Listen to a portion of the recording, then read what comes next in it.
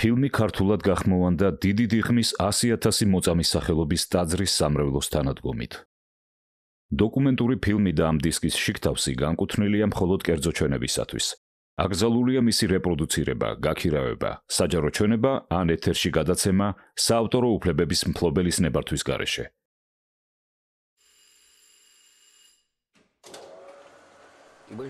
ტექნიკური საშუალებების უმეტესობა, რომლითაც დღესდღეობით საკუთარი კომფორტის მიზნით სარგებლობს ხალხი, ხმაურს იწვევს.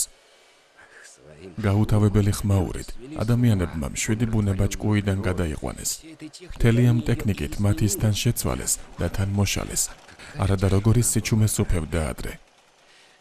თავადაც როგორ იცვლება და მის გარშემო ყველაფერსაც როგორ ცვლის ადამიანი გაუცნობიერებლად.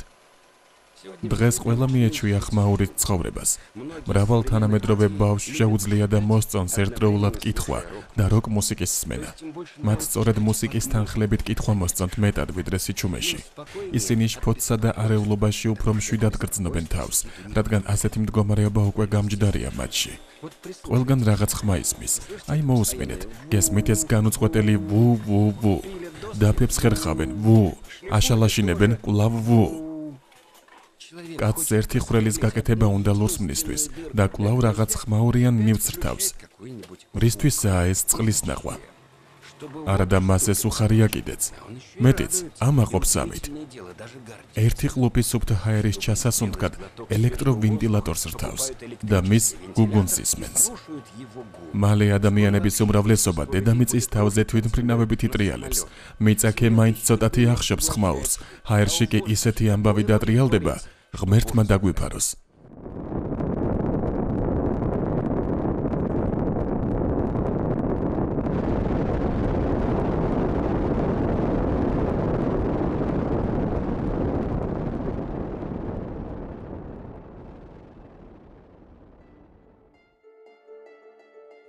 ყველასთვის, ვინც საჭიროებს სულიერ მხარდაჭერას.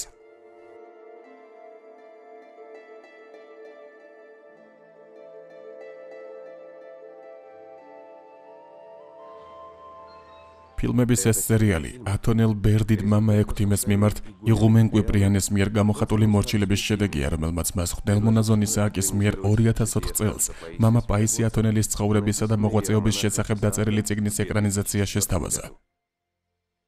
ფილმში ასევე ჩართულია მრავალი ადამიანის მოწმობა, რომელთაც უცხოვრიათ მამა პაისისთან და პირადად შეხვედრიან მას. ხედავ, რომ ჯანმრთელად ხართ. ამ ფილმში თქვენ მოისმენთ თავად მამა პაისი მთაწმინდელის ტექსტების ფრაგმენტებს და ნახავთ ადგილებს, სადაც ის ცხოვრობდა. დედაჩემმა დამიძახა ესოტა. გავედი და მის გვერდით ხანში შესული კაცი დავინახე. ისეთი გამხდარი, რომ არც კი ვიცი როგორ აგიღწეროთ. აბსოლუტურად ფერმკთალი და დაფასავით ხმელი.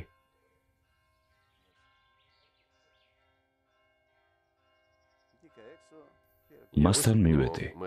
ერთმანეთს გადავეხვიეთ. თან ფიქრობდი, ნეტა არ გადატყდებოდეს თქო, იმდენად სუსტი და უძლური მეჩვენა. სინას მთაზე წმინდა ეკატერინეს კიცში, სადაც ის ადრე ცხოვრობდა, ფილტვების რაღაც დაავადებით დაავადებულიყო. იქ უდაბნოში ძალიან ძლიერი და გამჭოლი ქარი იცის, რამაც დაავადმყოფა.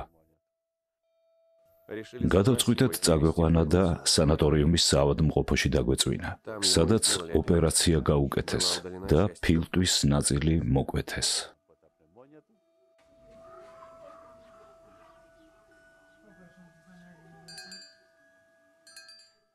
სერიოზული ოპერაცია იყო. მარცხენა ფილტვის დიდი და მარჯვენა ფილტვის მცირე ნაწილი მომკვეთეს. ოპერაციამ შედეგად გართულება გამოიწვია თვალებზეც. მარჯვენა თვალისგან განსხვავებით, რომელიც ძალიან ცოცხლად იხედება, მარცხენა იმ მხრიდან, საიდანაც ფილტვის ნაწილი მოკვეთეს, იჭუტება და მორჩილად იყურება. მაგრამ მე ეს არ მაწუხებს. რადგან ხომარიან ადამიანები, რომლებიც საერთოდ ბრმებად დაიბადნენ. ადრე, წმინდა წერილში ღმერთის ვნებებზე რომ მკითხულობდი, ამას როგორც ისტორიულ ფაქტს ისე აღვიქვამდი. ასევე წარმოვიდგენდი წმინდანების წამებასაც. ამიერიდან კი შევძლებ მათ უთანაგრძნო და გავითავისო, რადგან თავადაც მომიწია მცირეოდენი ტკივილის გადატანა. აგერ უკვე 25 დღეა, რაც ტკივილებისგან გონს ვერ მოვსულ ვარ.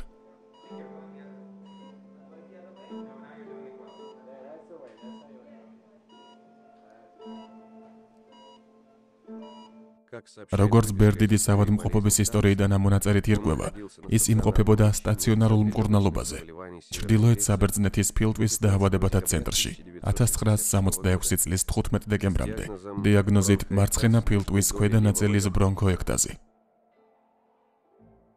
ოპერაციის შემდეგ გამოწერილია დამაკმაყოფილებელი მდგომარეობით. საავადმყოფოში ბერდიდი ექიმებს ემორჩილებოდა და ხორცს ჭამდა.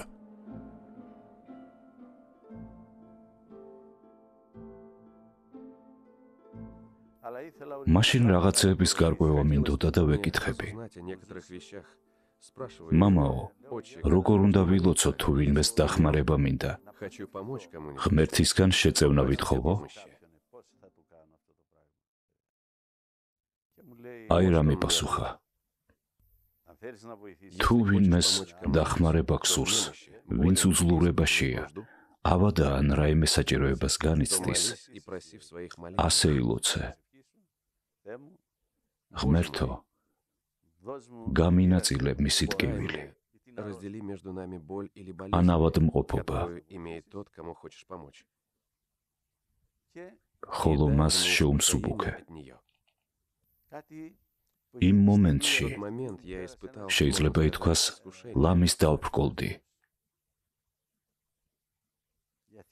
ანუ მე უნდა ვიტვირთო სხვისი ტკივილი, რომ სხვა კარგად გახდეს? სწორედ ასეთი, მითხრა, უნდა იყოს ლოცვა, თუ გინდა დაეხმარო, სწორედ ასე უნდა მოიქცე.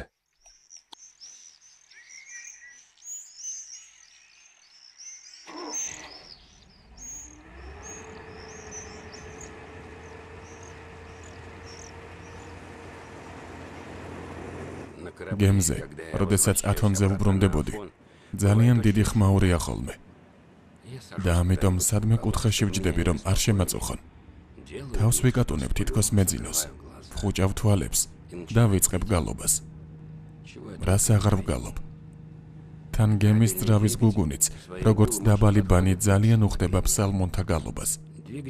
განსაკუთრებით, ღირსარსის საგალობელის ტონალობას იჭერს ზუსტად.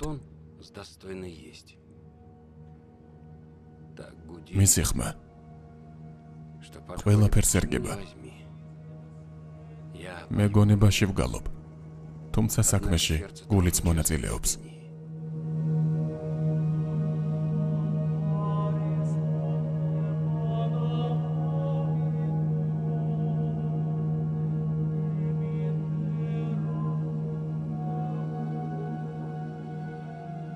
ათონის წმინდა მთაზე დაბრუნებული ბერდიდი ივერთას კიტის წმინდა მთავარანგელოს და კალივაში დასახლდა. 1964 წლის 24 ივლისის წერილში საკუთარი ცხოვრების შესახებ თავად მამა პაისი წერს.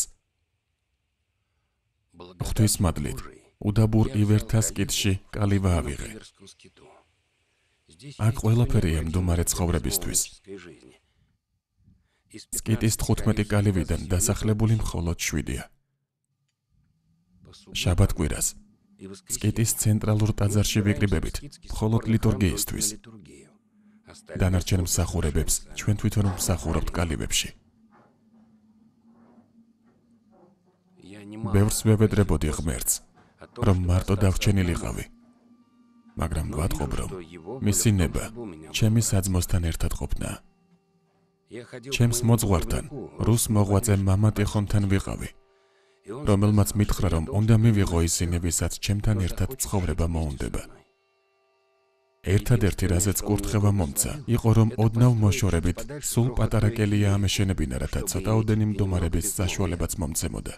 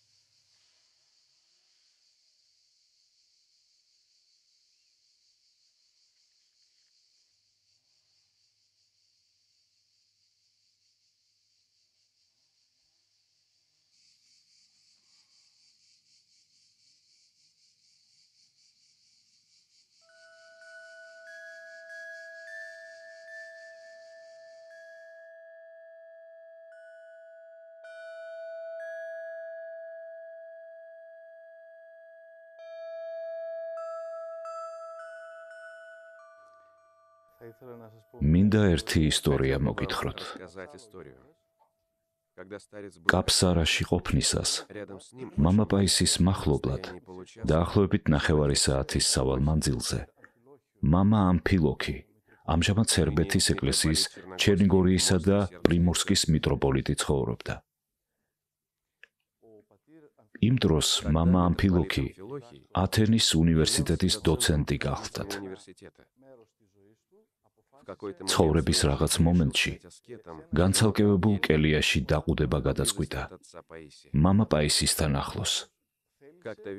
ერთ საღამოს მამა ამფილოქის სურვილი გაუჩნდა ენახა თუ როგორ ლოცულობდა მამა პაისი. სავსე მთვარე იყო. ის მისი კელიიდან გამოვიდა და ცხოველმყოფელი ჯვრის კელიაში დაიმალა. თავიდან ბრახუნის მსგავსი უცნაური ხმა გაიგონა. მალე თავად მამა პაისის ხმა. მოდი მეზღაპრევ, ვილოცოთ, მუხლმოდრეკები გავაკეთოთ. მამა ამფილოქის მამა პაისის ხმა ესმოდა, მაგრამ ვერ ხვდებოდა თუ ვის ესაუბრებოდა იგი. რაღაც მომენტში ის მიხვდა, რომ ბერდიდი გომბეშოს მიმართავდა. დიდ გომბეშოს, რომელიც ახლოს მიუწოცდა მამა პაისის და მის გვერდით ჩამოჯდა. ბერდიდმა მუხლმოდრეკების გაკეთება დაიწყო. გომბეშომ კი, რომელსაც იგი მეზღაპრეს ეძახდა, ასევე დაიწყო წამოწევა, ხოლო შემდეგ მიწამდე დახრა თითქოს იჩოქებსო. მივედი და ვხედავ, ეს მეზღაპრე გამოდის, ტაკ-ტაკ, სკუპ-სკუპ. იქვე ხის დიდი ჯვარი იყო. მის წინ შედგა და დაიწყო ყიყინი. ყი. ყოველი სული აქებდი თუფალსა. ვუყურებ, ღმერთო ჩემო. აი ნახე, როგორი ისტორიაა მის მეზღაპრეზე. სხვა ისტორიებიც არსებობს, ნამდვილი ისტორიები. ვინმეს რომ მოეყოლა ჩემთვის, არ დავიჯერებდი, მაგრამ ჩემი თვალით ნახე ღვთის ეს სასწაული. იქმნება შთაბეჭდილება, რომ მამა პაისისა და გომბეშოს ურთიერთობა ერთგვარი ანალოგია ასკეტ და თანამედროვე ადამიანებს შორის ურთიერთობისა. თუ კი გომბეშოს შეუძლია არა მარტო ლოცვის აღქმა, არამედ მასში მონაწილეობაც კი, მაშინ გამოდის, რომ მოღვაწე ასკეტისა და თანამედროვე ადამიანის გამოერთიანებელი საწყისი ნამდვილად არ ყოფილა ტექნოლოგია, არამედ ლოცვა. თუ ადამიანს არ შეუძლია მცნებების დაცვა, მაშინ ქემაინც უნდა თქვას, შევწოდე, ღმერთო ჩემო, და მაშინ ღმერთი შეიწყალებს ამ ადამიანს. მე მისი სულიერი მოძღვარიც გავიცანი, ბერდიდი ტიხონი. დიახ, რუსი ბერდიდი ტიხონი, საოცარი ადამიანი. უსაზღვრო თავმდაბლობა იყო ამ უხუცესში, რომელმაც 60 წელი იცხოვრა უდაბნოში. მისი სამეტყველო ენა საეკლესიო სლავურის, რუსულის, ბერძნულის ნაზავი იყო, რაღაც ესპერანტოს მსგავსი. მასთან შეხვედრა, მისი სული, მისი დაუვიწყარი თვალები, რომელშიც ისეთი უსაზღვრო თავმდაბლობა, სიყვარული, სიწმინდე და სიხარული გამოსჭიოდა, სამუდამოდ ჩამრჩა სულში. მამა პაისიმ ჯერ კიდევ ესფიგმენის მონასტერში ყოფნისას გაიცნო მამა ტიხონი. ივერონის კითში მოღვაწეობისას ბერდიდმა მამა ტიხონი მოძღვრად აირჩია და რეგულარულად მოდიოდა საკანში მის სანახავად და რჩევების მისაღებად. როდის მიიღებდით სქემას, ხშირად ეკითხებოდა მას მამა ტიხონი. მონაზონი დიდ სქემაში აღკვეცაზე ისე უნდა ფიქრობდეს, ისეთივე დამოკიდებულება უნდა ჰქონდეს, როგორც საქმროს თავისი საცოლეს მიმართ. იგი დარწმუნებული უნდა იყოს, რომ მისი საცოლე საუკეთესო პატარძალია მსოფლიოში და რომ ის მას არასოდეს უღალატებს. მოძღვრის შეგულიანებისა და წაქეზების შედეგად იგი დათანხმდა გამხდარიყო დიდი სქემოსანი. 1966 წლის 11 იანვარს სტავრონიკიტას მონასტრის წმინდა ჯვრის კალივაში მამა პაისიმ ბერდით ტიხონის პატიოსანი ხელებიდან მიიღო დიდი და ანგელოზებრივი სქემა.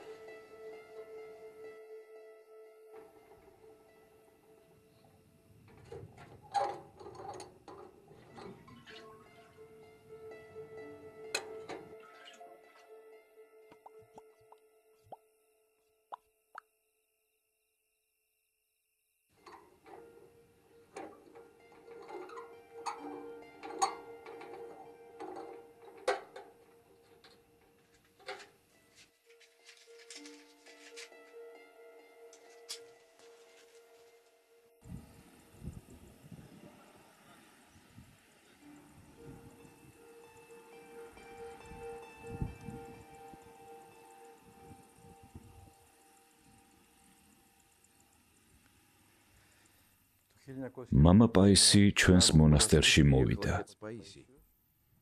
საკმაოდ ბევრი საათი ერთად ვიჯექით ოთახში, სადაც იგი გაამწესეს და საუბრის ბოლოს მისი ლოცვა-კურთხევით დასაძინებლად წავედით. ჩვენს საძმოს აქვს წესდება, რომლის მიხედვითაც საწოლი არ გვაქვს და იატაკზე გვწინავს. ცოტა ძილის დროის გასვლის შემდეგ ჩემს კარზე კაკუნი გაისმა. შემოვიდა ერთ-ერთი ძმა. ერთი მოხუც ძმათაგანი, რომელიც სწორედ იმ წელს უკვე გაწერილი იყო ჩვენი მონასტრიდან. შემოვიდა და მომიახლოვდა. მაშინ ჯერ კიდევ ერისკაცი ვიყავი, 17 წლის სტუდენტი. შემოვიდა, რომ მომსალმებოდა და მომხვეოდა. მაგრამ მხარზე კი არ მომეხვია, როგორც ყოველთვის, არამედ თავზე. შემდეგ ხელები მომიჭირა. უცებ წამიერად თვალები ჩინელივით დაუწრილდა. ყურები კი გაეზარდა და როგორც ჯორს აქვს, ზემოთ აეპრიხა და ბოლოში წაეწვედა. მიუხედავად იმისა, რომ საკმაოდ ლამაზი და მოხდენილი ადამიანი იყო, მოულოდნელად ამაზრზენი გახდა. თვალების სისხლით აევსო, ჩემს დახრჩობას ცდილობდა და უნდოდა ეკოცნა. ძალიან შემეშინდა, მაშინ ჯერ კიდევ ძალიან ახალგაზრდა ვიყავი. დავიწყე ლოცვა, ვედრება, მამა პაისი დამეხმარე. და ის კაცი უცებ გაუჩინარდა.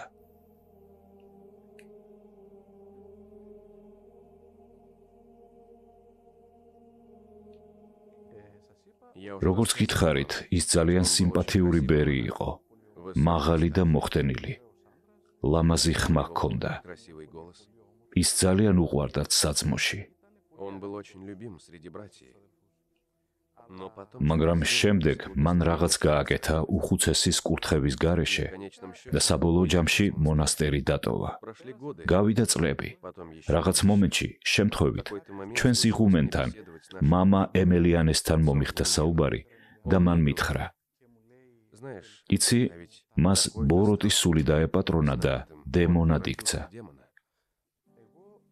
მე ჩავიწერე ის ამბავი და მეორე დილით მამა პაისის მივეცი.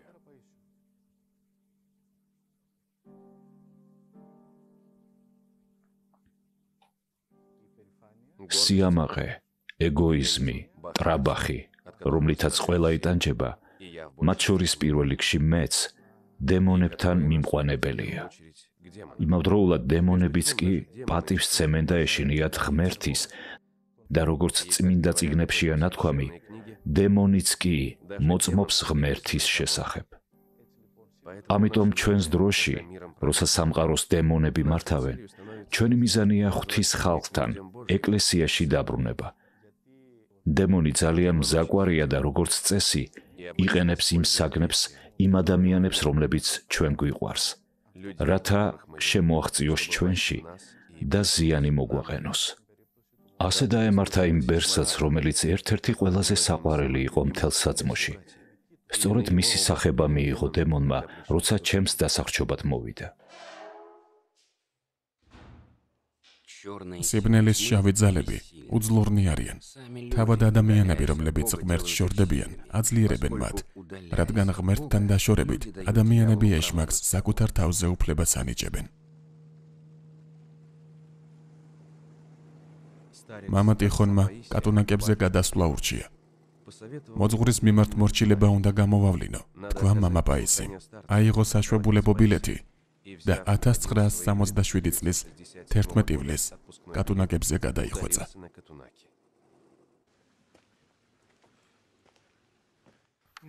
ჩვენ ვიმყოფებით კარულიაზე. განდეგილთა და მარტო კელიაში მცხოვრები თავგანწირული ადამიანებისათვის ყველაზე საყვარელ ადგილას ათონის მთაზე. აქ კატუნაკებში პაისი ათონელმა რამდენიმე წელი დაჰყო.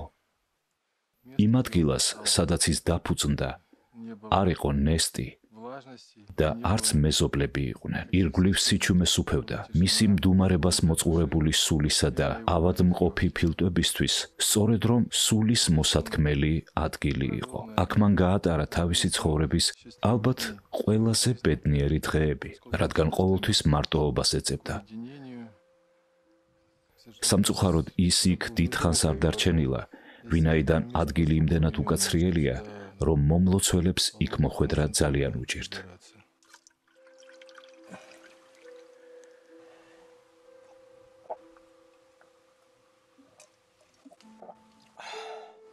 კაცმა რომც შეძლოს და მიაღწიოს, იქ მოწყობა და ღამის გათევა მაინც ძალიან რთულია.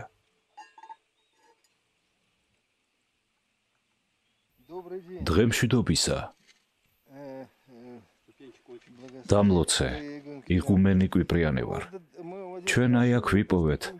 საფეხურები დამთავრდა და აქ გზის განშტოებაა. ჯვრამდე მივიდეთ, ხომ?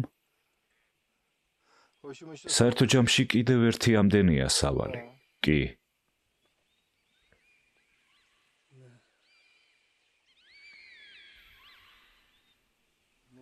ვინ ყვირის ასე? აქ მგლებია. ტურები. აქ ძალიან ბევრი ტურაა. ტახები, ტურები.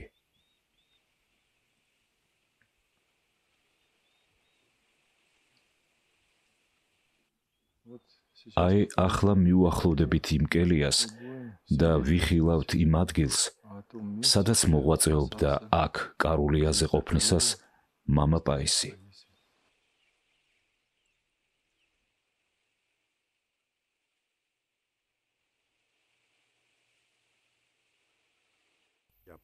შვიდი დღე ვცხოვრობდი მასთან.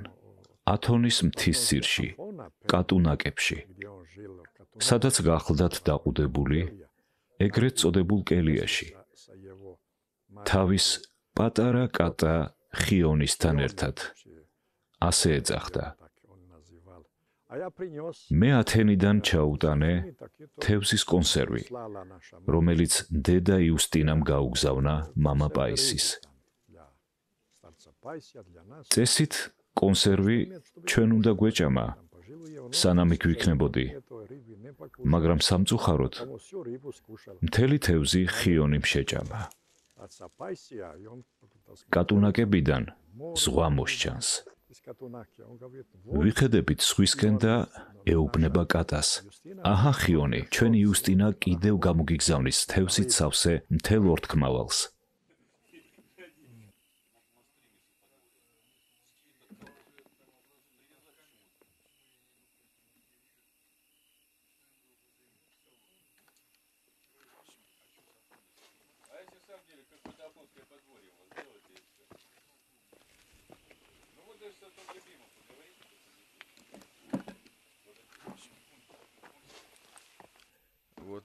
აი, ამ საფეხურებით ჩვენ ავდივართ იმ გამოქვაბულამდე, სადაც ბევრი ასკეტი განმარტოვდებოდა.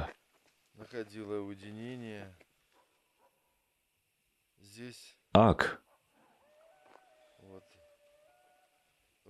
ამ გამოქვაბულში მოღვაწეობდა პაისი ათონელი. აი, ცათა სასუფევლის კარი. კარგია, რომ აქ სიჩუმეა. მას მხოლოდ იშვიათი ცხოველები არ ღვევენ. ყოველი ადამიანი, რომელიც ერიდან მდუმარებაში გადის, თუნდაც საკუთარ სახლშიც რომ ჩაიკეტოს და განმარტოვდეს, ძალიან მალე დღისითაც კი იგრძნობს, რომ მაინტერესებს შუქი ანთია? ანთია. იგრძნობს, რომ გულში სიჩუმე იბადება და ამ სიჩუმეში ადამიანი პოულობს თავის ნამდვილ მეს. უარს ამბობს სამყაროს ამაო ფაციფუცზე და იწყება ჭეშმარიტი საუბარი ღმერთთან.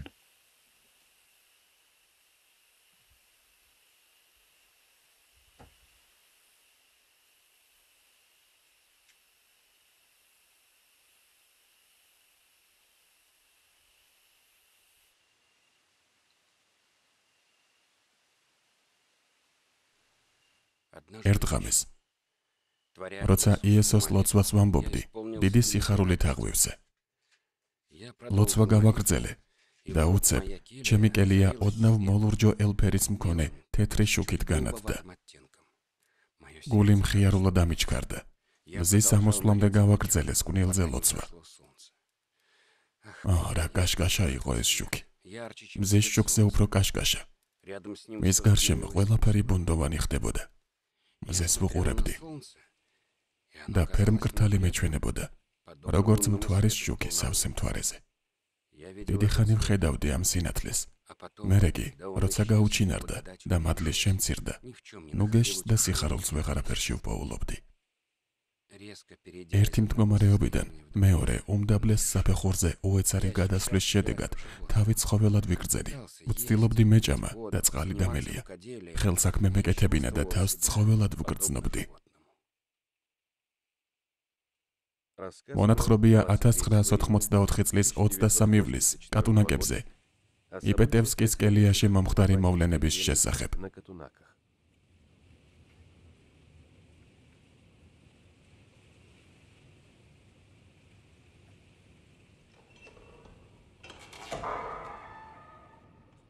კატუნაკებზე ცხოვრების წესი იყო მდუმარე.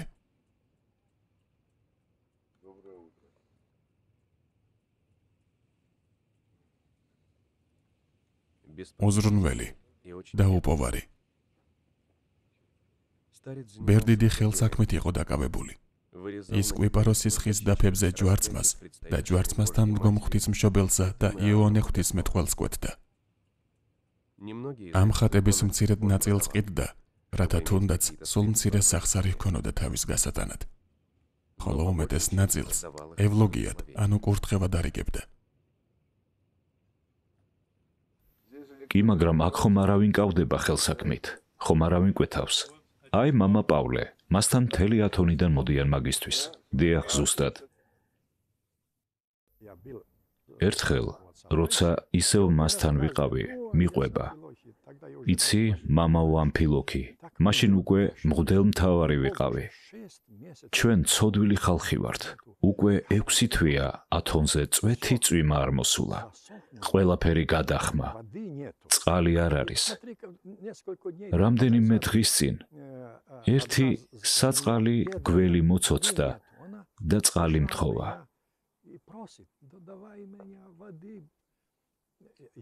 ავიღე ჯამი. მას ჰქონდა ჯამი, მამა ტიხონისგან დარჩენილი მემკვიდრეობა, მისი ყველაზე საყვარელი ნივთი. ის მისთვის თეფშიც იყო, ჯამიც.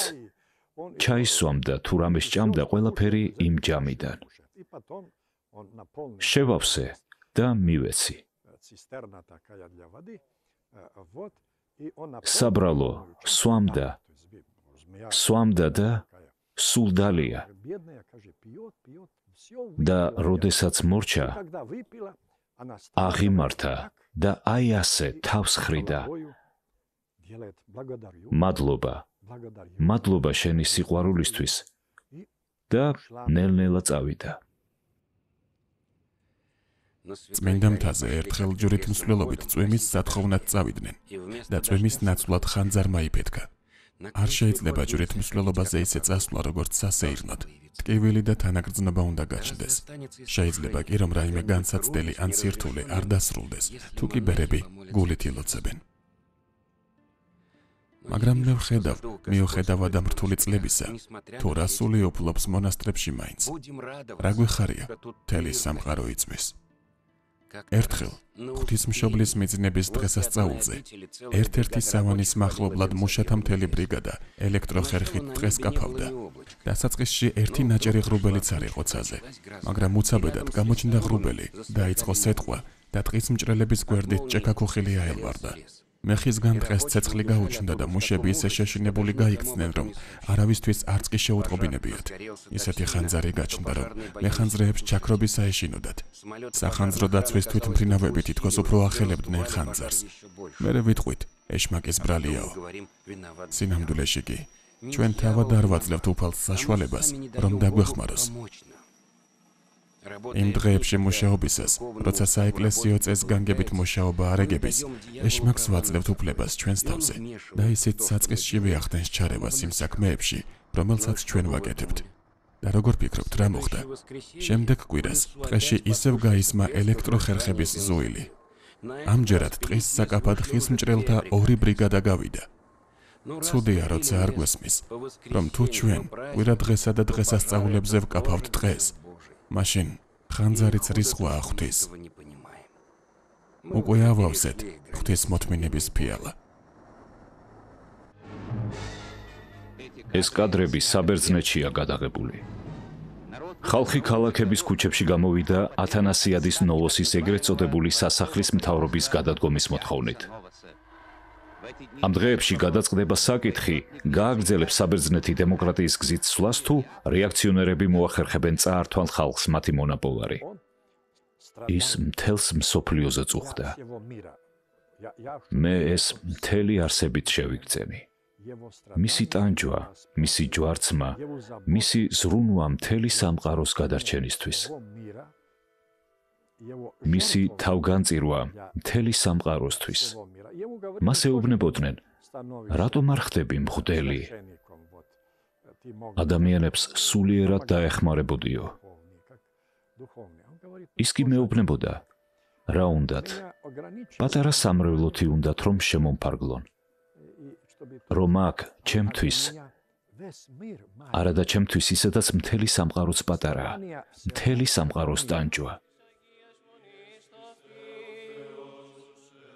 Τον Αγίον και δικαίων Θεοπατώρων Ιωακήμ και Άνης και πάντων σου των Αγίων. Οικετεύομεν σε μόνε πολύ ελέ, Κύριε, επάκουσον ημών των αμαρτωλών δεωμένων σου και ελέησον ημάς. Κύριε, ελέησον,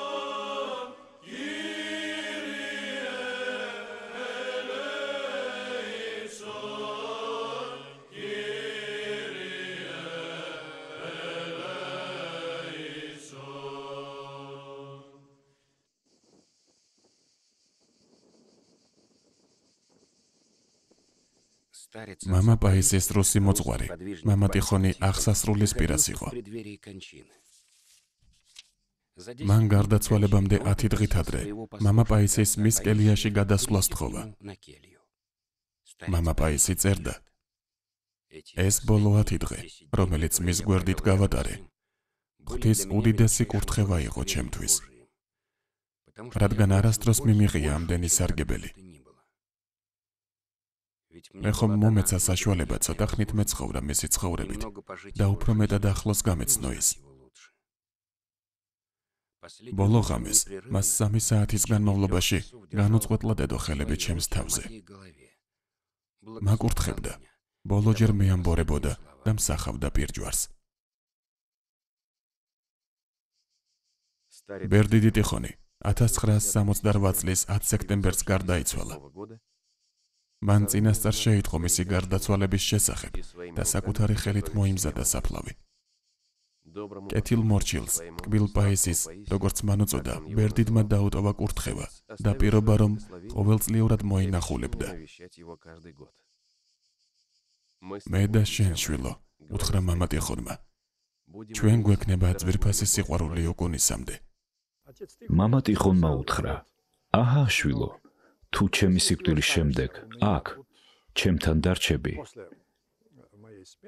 გარდაცვალების შემდეგ გესტუმრები ხოლმე.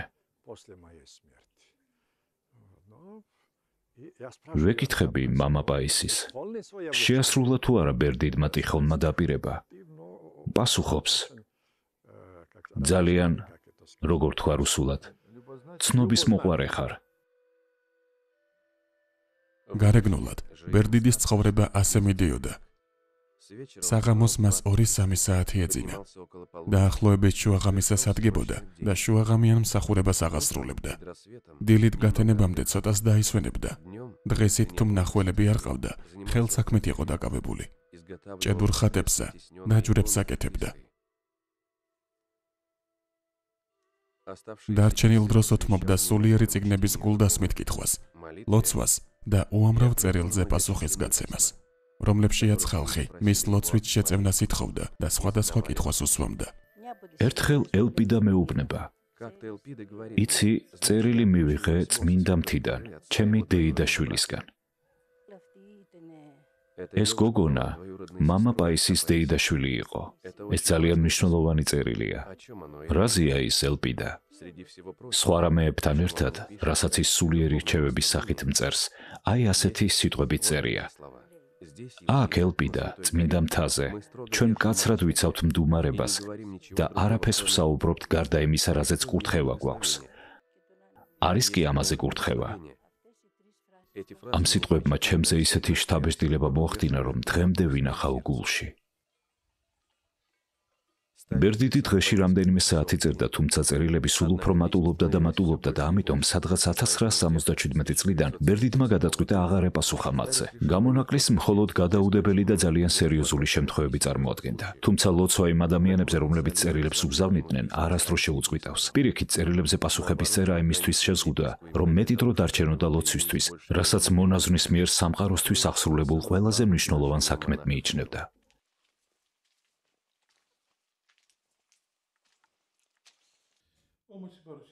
ბერდიდის შესახედაობა ისეთი უბრალო და თვინიერი აღმოჩნდა, რომ ამ უბრალოებასა და თავმდაბლობაში იმალებოდა სულიწმიდის დიდი და ძვირფასი განძი. მაშინ ბერდიდმა უთხრა: თქვენ ბიჭებო, ახალგაზრდები ხართ და მუხლმოყრები აკეთეთ, მრავალი მეტანია აკეთეთ. ძლიერ გაურკვევლობაში ვიყავი. რამდენი მამაო, ვეკითხები, რამდენი მეტანია უნდა ვაკეთო დღეში? თქვენ ახალგაზრდები ხართ, მეუბნება. ბევრი გააკეთეთ. ამ სიტყვების თქმისას, რაღაც საოცრების მეშვეობით, კეთილსურნელებით აღივსო ირგვლივ ყველაფერი. კლდეები, ქვები, ხეები, ქარი, მთელი ბუნება და მაშინ საჩქაროდ მოგვიხურა კარები და სწრაფად დაბრუნდა თავის კელიაში. იმავე მომენტში ღრმა სიხარულის გრძნობა მოიცვა ჩვენი სულები. ირგვლივ კეთილსურნელებით აღვსებული ბუნება. ჩვენ სწრაფი ნაბიჯებით გავემართეთ კარიესისკენ, ისე რომ შესასვენებლად შეჩერების სურვილიც კი არ გაგვჩენია იმ სიხარულის გამო, რომლითაც ვიყავით აღვსებულნი და ასევე იმ კეთილსურნელების გამო, რომლის თანხლებითაც მივდიოდით. ყველას ერთი კითხვა გაგვიჩნდა: რას ნიშნავდა ეს ყოველივე?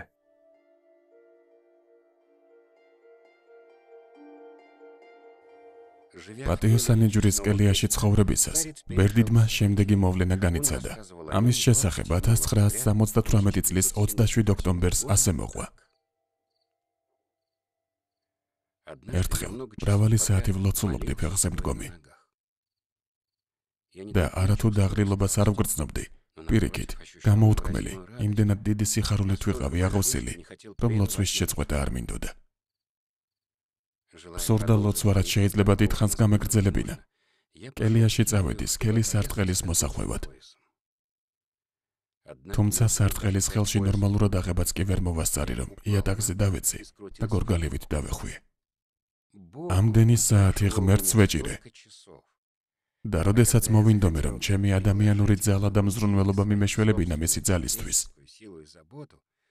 მან მისი ხელი აიღო და მიჩვენა ჩემი პირადი ძალისხმების რეალური ფასი.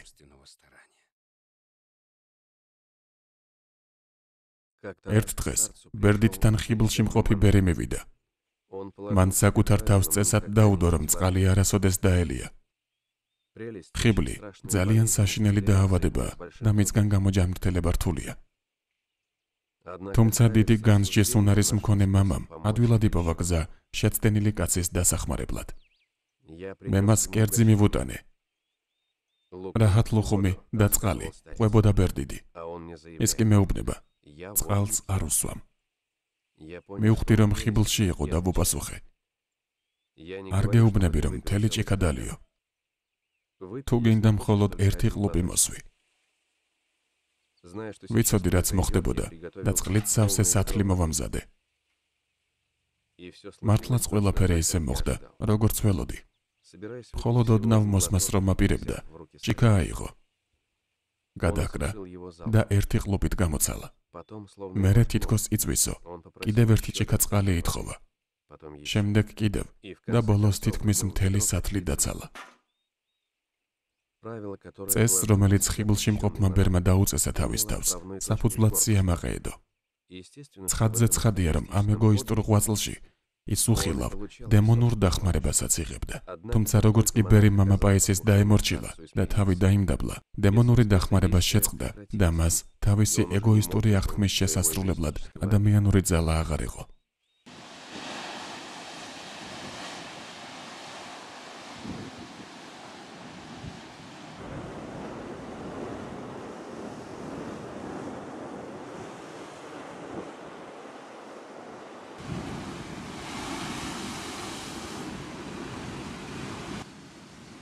(1968) წლის 11 ოქტომბრით დათარიღებულ წერილში ის წერდა: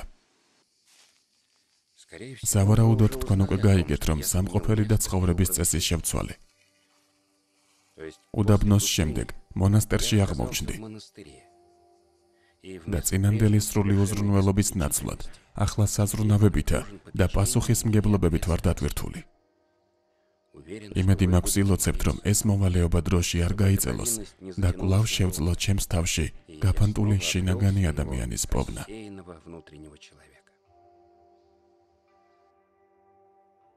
მონაზონი ეს კლდეზე მდგარი შუქურაა და არაერთში გამოსაყენებელი ფარარი.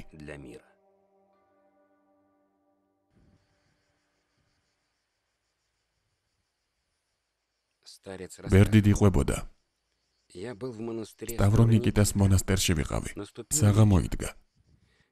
მონასტრიდან გამოსვლისას ჭიშკართან დამხვდა ერთი ერის კაცი, რომელსაც ჩემთან საუბარი სურდა. სვლით გვერდში ამომიდგა და თავისი პრობლემების მოყოლა დაიწყო. დრო გადიოდა, მე კი შეუძლოდ ვიყავი ისე, რომ არც დასასვენებლად ჩამოჯდომა შემეძლო და არც გაუმძრევლად ფეხზე დგომა. ამასობაში ბინდი შეიკრა და დაღამდა. ჩემი ავადმყოფობამ გამახსენდა, საუბრის შეწყვეტა მომინდა, მაგრამ ჩემთვის გავიფიქრე, ადამიანს ამდენი პრობლემა აქვს და საკუთარ თავზე როგორ უნდა იფიქრო. იგი განაგრძობდა ლაპარაკს, სანამ სრულად არ ჩამოღამდა. თვითონ თავისთვის ღამის გასათევი უკვე ნაშოვნი ჰქონდა ერთ-ერთ საკანში. იმ დროისთვის მონასტრის კარი უკვე ჩაკეტილი იყო. საუბარი რომ დავასრულეთ, ჩემს კალივისკენ გავემართე. ბელეგზე რომ გადავუხვიე, ძალიან ვიწრო და ციცაბო დაღმართს მივადექი. ვერაფერს ვხედავდი, ფანარიდან არ მქონდა და მაყვლის ტოტებს შორის ჩავვარდი. ირგვლივ ვერაფერს ვხედავდი და ხელებით ტოტებს ვეპოტინებოდი. ჩემი პატარა ტომარაკი ამასობაში ამობრუნებული თავზე ჩამომემხო.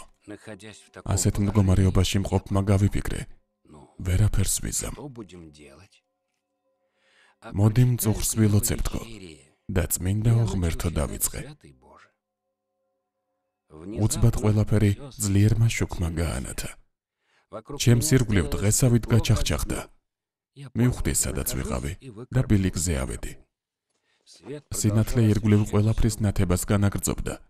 გული კი ზეციური სიხარულით მქონდა სავსე.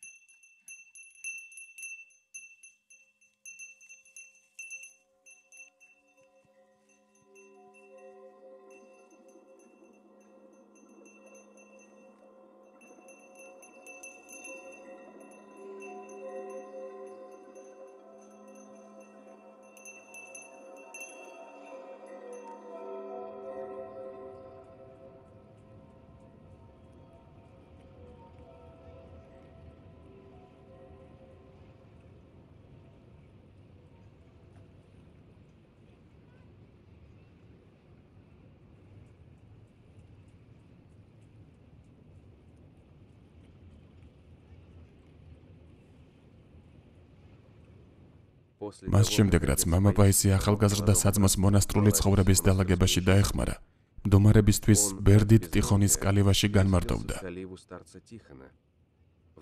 ომოლოგიაში ჩაწერილია თარიღი 1969 წლის 2 მარტი. 1969 წლის 10 აპრილით დათარიღებულ წერილში ის წერდა: ახლა, როცა ღვთის მადლით მონასტერს დავეხსენი და ტკბილ მდომარებაში ვცხოვრობ, ილოცეთ, რომ ადამიანთა თვალთაგან სრულად გავქრე. როცა ასე ხდება, ტანჯვით გაწვალებული სამყაროსთან სიახლოვეს უფრო მეტად ვგრძნობ. მართლა ასეა.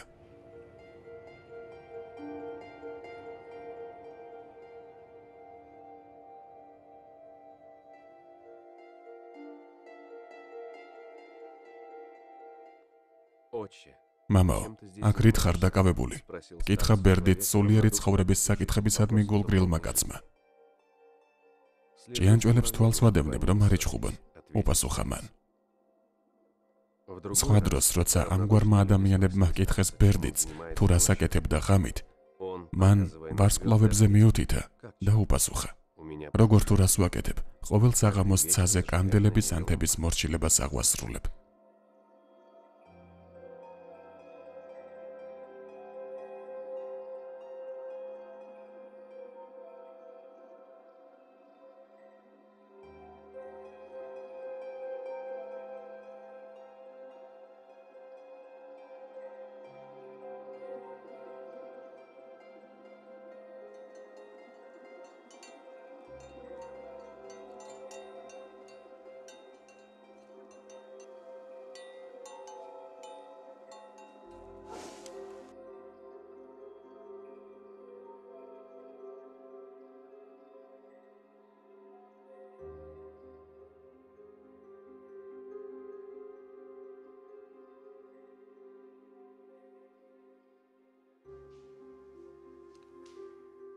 ქრისტეს წინაშე ლოცვისას გარკვეულ სირთულეს განვიცდიდი. აი ღვთისმშობელი, ის დედასავითაა ჩემთვის. წმინდა ეფემია, ისიც მშობლიურია. ქრისტეს მიმართ ლოცვისას კი, როგორც ვთქვი, ერთგვარ სირთულეს განვიცდიდი. მის ხატში შითვე მხვეოდი. ვინ ვარ მე, რომ გონება მუდმივად ქრისტეში მქონდეს, მეუბნებოდი ჩემს თავს. წმინდა იოანე ნათლისმცემლის პატიოსანი თავის მესამედ პოვნის დღესასწაულის და მოციქული კარპეს ხსენების წინა საღამოიდგა. თავს უწონადად, ჰაეროვნად ვგრძნობდი. დაძინების არანაირი სურვილი არ მქონდა და წმინდა მთის დროით 9 საათამდე, დაახლოებით დილის 6 საათი, ისევ არ მეძინა. უკვე ნათდებოდა და აი ამ დროს ვხედავ თუ როგორ გაქრა ჩემი კელიის ერთ-ერთი კედელი და ჩემგან დაახლოებით 6 მეტრის წიშორეზე ნათელში მდგომი ქრისტე დავინახე. მე მას გვერდიდან ვხედავდი. თმა ნათელი ჰქონდა, თვალები კი ცისფერი. იგი არაფერს ამბობდა, მხოლოდ იყურებოდა, ოღონდ პირდაპირ ჩემსკენ კი არა, ოდნავ გვერდზე. ამ ყოველივეს ფიზიკური თვალებით არ ვხედავდი. ასეთ დროს ხორციერი თვალები, ღიაა თუ დახუჭული, არანაირი მნიშვნელობა არ აქვს. ამ ყოველივეს სულიერი თვალით ვჭრედდი. როცა დავინახე, ვიფიქრე, როგორ შეეძლოთ ამ სახისთვის ენერწყვათ. როგორ შეეძლოთ იმ ღვთის უშიშ ადამიანებს ამ სახისთვის ხელის დაკარება. როგორ შეეძლოთ ამ სხეულზე ლურსმნების დასობა. ღმერთო ჩემო, სიტყვებით ვერ აღწერ იმ სილამაზეს. არასდროს არც ერთ მის ხატზე არ მინახავს რაიმე მსგავსი. მხოლოდ ერთი. არ მახსოვს, სად მქონდა ნანახი. ის ერთი გავდა სულ ოდნავ.